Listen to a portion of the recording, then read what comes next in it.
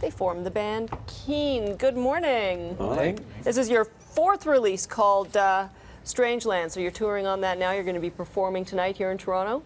Yes. Yep. Sound Academy. This is the first time that Deirdre's husband has shown up to see anyone at all. Especially Very for honest you. wife. Yes. So it's great to have you here. For people who aren't familiar with your music, how would you describe it? Ooh, where do we start? Well, obviously the best thing to do is to listen to it. But we're a rock band. We grew up listening to bands like U2 and the Beatles were a big influence on us. Very kind of entrenched in that British music scene, I suppose. Yeah.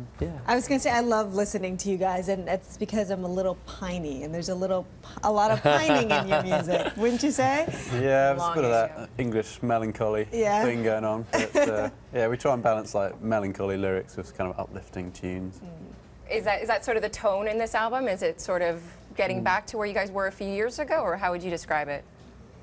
I think it's got some of that thing going on. I think that's probably where we're drawn to instinctively. You know, it's that's like Tom said, it's like a classic British songwriting thing. You sort of write these really happy melodies that bounce along, but the lyrics are really depressing. They're not all depressing. They're not all depressing on this record. I mean, I think this record's got a lot more hope in it than any of the previous records. Very compassionate album, I think. Did you have trouble kind of getting off the mark? Because for a while, people thought, oh, Coldplay's doing whatever these guys are doing, and then you kind of had that.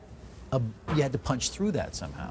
I think we felt that more acutely than anyone, because we actually, back in '97, that's 98, 99, sometime around then, we were doing shows in London, and Tim was great friends with Chris Martin from Coldplay, and so we were doing shows with them, and they would support us one night, we would support them the next night, and of course their trajectory was much quicker. They sort of set off much faster than we did and had records out long before we did. So we sort of used to look at them longingly, thinking, you know, God, we'd love to be in the same position. Yeah. But eventually it came. You know. What turned the tide? Well, this guy wrote some great songs. I think we sort of had to learn our trade. You know, I think a lot of the time these days, people expect sort of things to come very quickly in the music industry. And actually, I think we did it in quite a traditional way of learning our skills and honing it over a number of years. And it just took a long time. How do you feel about the commercial aspect of the use of your music? And you know, I think a lot of people probably know it from soundtracks of like shows like OC. Is that something that helped you along, and are you okay with that?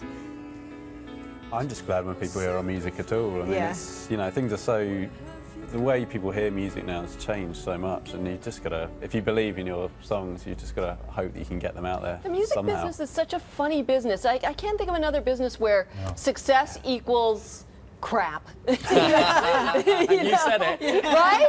It doesn't make any sense, but music people really get their, you know, noses up about the minute it's been, you know, licensed or it's sold, you know, X million copies. They're like, I'm well over it. It means, no, people like it. Like, why does that have to be a bad thing in your industry? It's particularly bad in Britain that, you know, you get knocked down once you've sort of on the way up. You know, we were sort of touted as the next big thing, and people were very excited and were writing great things about us. And I remember once a certain music magazine, a cool music magazine in the UK, wrote a great review of a single that we'd released independently.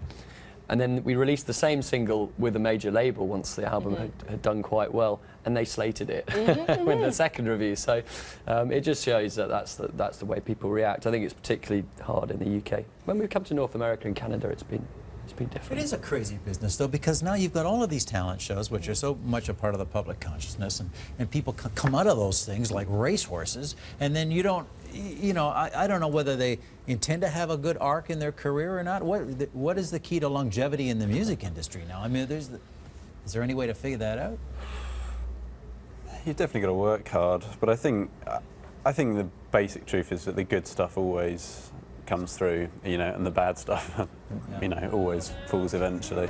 You just can't, you know, people are going to be spending their hard-earned money on the music at the end of the day, so it's got to be good. You know, you get these people who come off the talent shows and they might have one big single or one big album or something, but unless they really do have something magical, then it won't last. So it's, you know, I think people still want to hear great music, whoever's making it. Has it been an advantage for you two, since you guys were childhood friends? You've really had a chance to grow up together. The fact that you've been through a lot together, has that been sort of helpful to you?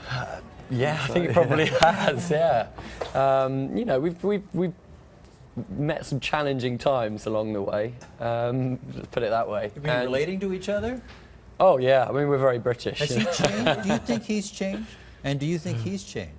at all? Inevitably, I think we've all changed. Yeah. Well, I mean, that's diplomatic. Yeah. But it's like being a family or something. You know how it's, you know, one of the hardest things about being really close to people is you always expect them to be the way they were when, you know, when you were a kid or whatever it is. And I think you've just got to learn that people change, and you've got to try and get used to that and respect each other and all that stuff. It's just part of growing up, really. You were talking about the melancholy lyrics. When you're writing that, where are you? Where are you drawing? I'm thinking, are you crying What gets you while you're depressed? writing that? It's where are you drawing that sadness from? Oh, you know, I mean, we'll just sort of, everyone's the same in a way, aren't they? You know, everyone has the same kind of dreams and disappointments and regrets. And You were talking about Chris Martin earlier. Sometimes when I love Coldplay, but when I listen to some like cheer up. Well, or even Adele, you know, get your heart broken Yeah, once, and boy, that- spin yeah. a number of songs. you know what? out That's of where that. the best music comes from most of the time. Is from heartbreak and from anxiety and regret and sadness, and these things they're kind of rich pickings for great songs, I think. What was it like when you were playing with the bands that you grew up listening to? Because you've played with who? U2, a number of other huge bands. Amazing. Yeah, is it? Astonishing, yeah. I remember just playing with U2 for the first time and just being part of the whole kind of operation. I mean, it is a huge machine, the U2 thing on the road.